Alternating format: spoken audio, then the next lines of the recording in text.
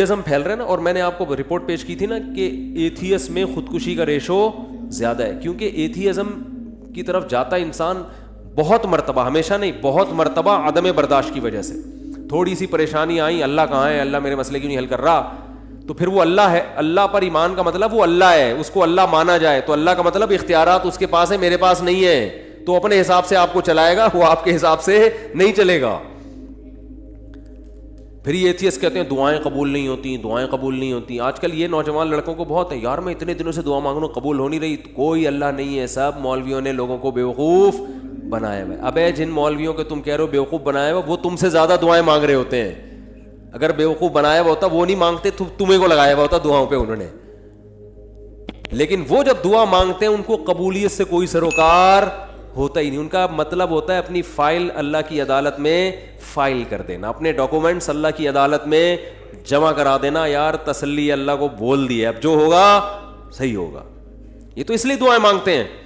یعقوب علیہ السلام ساری زندگی دعائیں مانگتے رہے, اللہ اولاد ملا دے, اولاد ملا دے, اولاد سے میری ملاقات کرا دے, میرے بچے کو محفوظ فرما لے, ہے نا. دعائیں مانگتے رہے, دعائیں مانگتے رہے. آنسر کیا آیا, دوسرا بچہ بھی گم گیا. یہی ہوا نا, بنیامین جو دوسرا بیٹا تھا وہ بھی بھائیوں نے یہ کہا کہ وہ بھی. تو اب کیا کہہ رہے ہیں, فصبر جمیل, صبر کروں گا اور صبر میں بھی جمال پیدا کروں گا. جمال کا مطلب خوبصورت صبر ہوگا. علماء کہتے ہیں صبر کی دیر آر ٹو ٹائپس آف صبر. ایک صبر یہ ہوتا ہے کہ آدمی واویلا تو نہیں کرے, نافرمانی تو نہیں کرے, لیکن ٹینشن سے منہ سے اور یوں ہی بنا رہے ہیں, کیا ہے نہیں ہو, بس منہ سے نکل نہیں رہے الفاظ ہیں کہ ٹھیک ہے صبر کریں گے, کیا کریں, مقدر میں یہی لکھا ہوا تھا. ایسا ہوتا ہے نا, جیسے آپ بولیں کہ یار ماشاء اللہ آپ کیا گھر میں حالات کیسے, صحیح چل رہے ہیں, بس کیا کریں, دنیا مسافر خانہ ہے, مفتی صاحب سے بیان میں سنا تھا, بس کیا ہے, ٹھیک ہے اللہ ہے بھائی, ٹھیک ہے, جب اس کا حکم ہوگا تو سن لے گا ہماری بھی دعا. اس کو کیا کہتے ہیں, اونلی صبر. اس کو کیا کہتے ہیں, اونلی صبر. چلو گناہ نہیں کر رہا کم بخت, اللہ کا انکار نہیں کر رہا, کوئی حرام کام نہیں کر رہا. اور ایک ہوتا ہے صبر جمیل, ایسا صبر کے ہٹو بچو ہو جائے جیسے ایوب علیہ السلام نے کیا. وہ صبر یہ ہوتا ہے کہ ذرہ برابر اپنے ایٹیٹیوڈ سے اور اپنی زبان سے شکایت نہ جھلک رہی ہو. جیسے ہمارے حضرت نے غربت میں فرماتے ہیں کہ جو میں صبر نہیں کرتا تھا کیونکہ مجھے ڈر لگتا تھا گناہ نہ ہو جائے. اللہ کہے گا صبر تو مصیبتوں پہ کیا جاتا ہے, تجھے مصیبت کہاں پہنچی ہوئی ہے, بلکہ میں اپنے آپ کو کیا سمجھتا تھا, بادشاہ ہوں, اس لیے میں لوگوں سے الگ رہتا ہوں. تو اس کو سرے سے مصیبت سمجھ ہی نہیں رہے ہیں, بلکہ کیا کہہ رہے ہیں, صبر جمیل. کیا کرنا ہے, ایسا صبر جس میں کیا ہو, جمال ہو. اور لا تیأسوا من روح اللہ, اے میرے بچوں اللہ کی رحمت سے نا امید مت ہو. اعلم من اللہ ما لا تعلمون, میں اللہ کے بارے میں وہ کچھ جانتا ہوں جو تم نہیں جانتے. رو بھی رہے ہیں. اب آپ کہہ سکتے ہیں جب اپنے عمل سے بھی شکایت نہیں کرنی, زبان سے بھی, تو پھر رو کیوں رہے ہیں؟ یہ غیر اختیاری ہے, اس پہ کوئی پکڑ نہیں ہے, اور یہ آپ کے دل کے زندہ ہونے کی دلیل ہے. کیونکہ رونا بھی نہیں آ رہا بچے کے گمنے میں, اس کا مطلب آپ کے سینے میں دل ہی نہیں ہے. پھر تو قربانی نہیں ہے نا. اتنا غم تو ہوگا تو غم زدہ ہوں گے نا. اگر مثلا کوئی آدمی بچہ گم گیا اور اب یہ گھوم رہا ہے آرام سے, کیا بچہ گھوم گیا, صبر جمیل کریں گے, کچھ بھی نہیں ہے, تو یہ صبر جمیل نہیں ہے, اس کا مطلب یہ اس کا بچہ تھا ہی نہیں. حقیقت اپنا بچہ ہوتا تو اتنے مزے سے نہیں گھوم رہا ہوتا. ٹینشن یہ نیچرل ہے, آنکھیں بھی بہیں گی, غم بھی ہوگا, ٹینشن بھی ہوگی. زبان سے جو چیز غیر اختیاری ہے اس پہ پکڑ نہیں ہے. ہمارے نبی کی نواسی کا انتقال ہوا آپ کی گود میں, آپ کے آنکھوں سے آنسو ٹپکنا شروع. صحابہ نے عرض کیا یا رسول اللہ آپ تو صبر کی تلقین کرتے ہیں, تو آپ نے کیا فرمایا, آنکھیں بہہ رہی ہیں, دل غم زدہ ہے. یہ یعنی مطلب یہ کہ یہ دو چیزیں ہمارے اختیار میں, نہ آنکھوں کو روک سکتے ہیں نہ دل کو غم زدہ ہونے سے روک سکتے ہیں. زبان وہی کہے گی جس پہ اللہ راضی ہے. زبان کہے گی کہ جو اللہ کا حکم تھا, ما قدر اللہ, جو اللہ کے فیصلے ان فیصلوں پر راضی. لیکن جب اس ٹائپ کا صبر ہوتا ہے نا جو غیر اختیاری, تو وہ اعتدال سے ہوتا ہے. یعنی اس ٹائپ کا جو غم ہوتا ہے نا وہ اعتدال سے ہوتا ہے, اس میں آنسو بھی نکلتے ہیں, دل بھی غم زدہ ہوتا ہے. آج کل جو غم ہو رہے ہیں نا, جس طرح سے چیخنا پیٹنا, ہاں وہ میرے ساتھ یہ ہو گیا, گھر میں دیکھو نا کیا ہو رہا ہے. روزگار, آپ گئے کہیں جاب کی تلاش میں, نہیں ملی جاب, انٹرویو میں فیل ہو گئے, باہر نکل کے چیزیں توڑ رہا پھوڑ رہا ہے, بیگم کا فون آیا اس کو گالیاں دینا شروع کر دیں. یہ غیر اختیاری نہیں ہے, یہ کیا ہے, بولو, اختیاری. ہمارے جاننے والوں میں کسی کے بھائی کا انتقال ہو گیا, بھائی کو بھائی سے بڑی محبت تھی, جب دفنانے میں نا وہ کیا کر رہا ہے, اپنے بھائی سے بڑی محبت, حادثے میں انتقال ہو گیا, قبر کے پتھر سے سر اپنا پھوڑ رہا ہے. ہمارے امام صاحب نے اس کو پکڑا, بھائی تیرا سر پھٹ جائے گا, کیا رو رہا ہے, چیخ رہا ہے. قبرستان میں وہ جو سلیبیں ہوتی ہیں نا جو رکھی ان پہ سر مار رہا ہے اپنا جا کے. یہ لوگ تو کہیں گے ماشاءاللہ بڑی محبت ہے, لیکن یہ بے صبر ہونے کی دلیل ہے. رو بھائی, پابندی, یہ جو بالکل حواس باختہ اور رونا اور چیخنا اور یہ وہ جو ہمارے گھروں میں آج کل میتوں میں ہوتا ہے, اور مسئلہ ہو گیا تو چیزیں اٹھا کے پھینک رہا ہے, اور اس کو سمجھتے ہیں کہ میں اپنا بس غصہ نکال رہا ہوں, تو یہ گدھے ہونے کی تو دلیل ہو سکتی ہے. میرے بھائی, میں اس کو نہیں کہہ رہا, وہ تو بیچارہ غمزدہ تھا, اللہ تعالیٰ اس کے غم کو دور کرے, لیکن یہ شریعت میں پسندیدہ کام نہیں ہے. میتوں پہ چیخنا, میتوں سے لپٹ کے پاگلوں کی طرح رونا, بھائی بس رو آپ, جو اللہ نے آپ کو پرمیشن دی, اور یہ رونا اچھی علامت ہے کیونکہ یہ محبت کی دلیل ہے. اور آپ صلی اللہ علیہ وسلم نے ایسے موقع پہ یہ بھی فرمایا کہ یہ اللہ کی وہ رحمت ہے جو اللہ نے اپنے بندوں کے دلوں میں رکھ دی ہے. اسی محبت کی بیس پہ تو حقوق ادا ہوتے ہیں, اتنی بھی نہیں ہوگی تو پھر حقوق تھوڑی ادا ہوں گے. سمجھ میں نہیں آ رہی تو رہنے دو. اچھا آ رہی ہے الحمدللہ. تو بات کیا چل رہی تھی, صبر. ہاں, یعقوب علیہ السلام دعائیں مانگ رہے ہیں میرا بیٹا مل جائے جہاں وہ اچھی حالت میں ہو, اور دعا قبول کیسے ہو رہی ہے, دوسرا بچہ بھی گم گیا. اب آج کل کوئی یونیورسٹی اور کالجز کے لڑکے ہیں, ان کو اتنے بڑے غم نہیں پہنچتے, ان کو یہی ہوتا ہے وہاں شادی کرنا چاہتے تھے نہیں ہوئی, حالانکہ رات کو اٹھ کے اتفاق سے اس دن دعا بھی مانگی تھی, زندگی میں پہلی دفعہ کیا کیا تھا, دعا مانگی تھی, دانت برش سے صاف کر لیے تھے, گٹکے اور چرس کی بدبو ختم کر کے اللہ سے دعا مانگی تھی. اس دن پی بھی نہیں تھی ہم نے, ٹھیک ہے نا. کوئی عمل اللہ کے سامنے دکھانے کے لیے بولو نہیں ہے. پھر دعا مانگ رہے ہیں اور چاہتے ہیں کہ فوراً سے پہلے قبول ہونی چاہیے, پھر ہم اللہ کو مانیں گے. اللہ نے کہا ہے غیب پر ایمان لے کر آؤ پھر میں مانوں گا. کیونکہ میرے بھائی ایسے تو آپ ڈی ایس پی کو بھی مانتے ہو, ایس ایچ او کو بھی مانتے ہو, کیونکہ آپ کو پتہ ہے کہ ان کے پاس تو جو پاور ہے وہ تو نظر آتی ہے نا.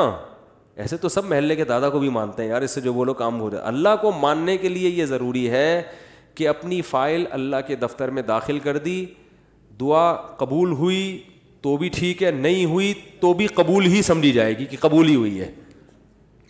سمجھ رہے ہو, غیب پر ایمان. تو یعقوب علیہ السلام دعائیں مانگتے مانگتے مانگتے قبولیت کا کیا طریقہ ہوا, دوسرا بچہ بھی گم گیا. پھر بھی کیا کہہ رہے ہیں, انما اشکو بثی وحزنی الی اللہ, میں اپنا غم صرف اللہ سے بیان کرتا ہوں. یہ عبدیت ہے. دیکھو اتنا فنٹر بننا کہ اللہ کے سامنے بھی غم نہ بیان کرے, یہ صبر نہیں ہے, یہ فنٹر گیری کی کیا ہے. اگر کوئی غم ہے تو اللہ کے سامنے بیان کرے بھکاری بن کے. اللہ کو عبدیت پسند ہے. اللہ کو کیا پسند ہے, عبدیت. بعض لوگوں پہ تقوی کا ضرورت سے زیادہ مسالہ لگ جاتا ہے. اب وہ بیمار ہیں تو اللہ سے بھی نہیں کہہ رہے ہیں بیمار, وہ کہہ رہے ہیں میں تو بالکل ٹھیک ٹھاک فٹ فاٹ. تو اللہ سے نہیں, اللہ کے سامنے تو اللہ کو کیا پسند ہے, عارضی. تھوڑی بیماری ہو اللہ سے کہے اللہ یہ تھوڑی ہے مگر تو نے تو تھوڑی بیماری دی مگر میں اتنا کمزور ہوں, مجھے یہ تھوڑی بھی بہت ہے, اس کو بھی ختم کر دے.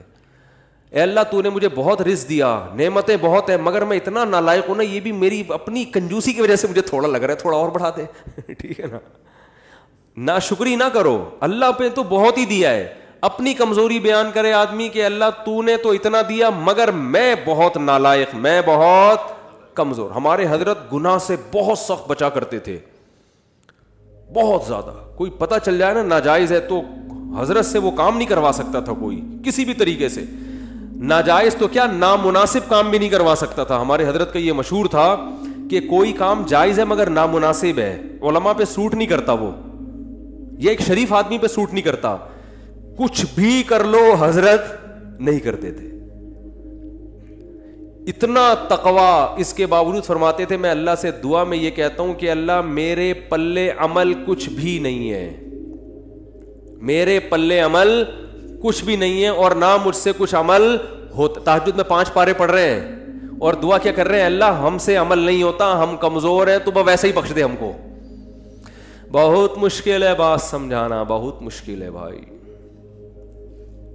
یعنی دعا میں کیا کہہ رہے ہیں کہ اللہ ہمارے پلے کچھ بھی. پھر حضرت ایک شعر پڑھا کرتے تھے, مقامات حریری جن لوگوں نے پڑھی ہے نا, عربی ادب کی کتاب ہے, اس میں ایک فقیر کا واقعہ, بس یہ واقعہ بیان کر کے بیان ختم کرتا ہوں. ایک فقیر, ایک وہ گزرا ہے, ان کے نام ذہن سے نکل گیا جو کتاب کے مؤلف ہیں. تو وہ مؤلف نے نا بڑے واقعات بیان کیے, بڑے شاعری کے انداز میں اور قافیے ملا کے مختلف طریقوں سے نا. تو وہ شاعر بن کے مختلف لوگوں کے گھروں میں جا کے نا, وہ ہوتا ہے فراڈی, یعنی اپنے آپ کو یہ ایک کردار ہے, جیسے پرینک ہوتے ہیں نا, تو پہلے تو ویڈیو نہیں بنتی تھی, ریٹرن میں ہی پرینک بن رہے ہوتے تھے, ٹھیک ہے نا.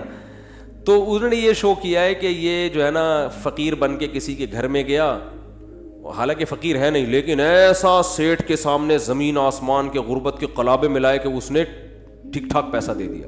جج کے سامنے گیا, ایسے قلابے ملائے کہ اپنے حق میں فیصلہ.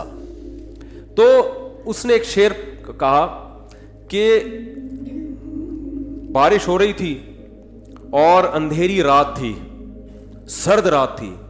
یہ فقیر بن کے کسی سیٹھ کے چوکھٹ پہ گیا, دروازے پر دروازہ بجایا. سیٹھ نے جب دروازہ کھولا تو اس کی زبان سے شعر کیا نکلا, قد دفع اللیل الذی فہرا الی ذراکم شعثا مغبرا. کیا خاندانی شعر ہے, یہ تو عربی میں ہی سمجھ میں آئے گا.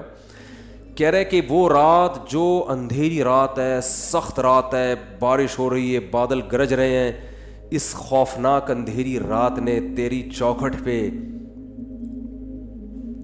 ایک ایسے شخص کو لا کے پھینک دیا ہے جو بالکل بے یار و مددگار ہے, غبار آلود بال اور پھٹے ہوئے کپڑے. شعیسا غبار آلود, مغبرہ غبار آلود, شعیسا بکھرے ہوئے بال, یعنی بالکل قسمہ پرسی کی حالت میں اس اندھیری رات نے ایک شخص کو تیری چوکھٹ پہ لا کے ڈال دیا ہے. تو سیٹھ کو تو جوش آئے گا نا, یار یہ رات کو میں ہی ملا تھا تیرے یہاں ڈالنے کے لیے, تو پیسے دے گا کہ نہیں دے گا. شاعری میں بڑی جان ہوتی ہے نا.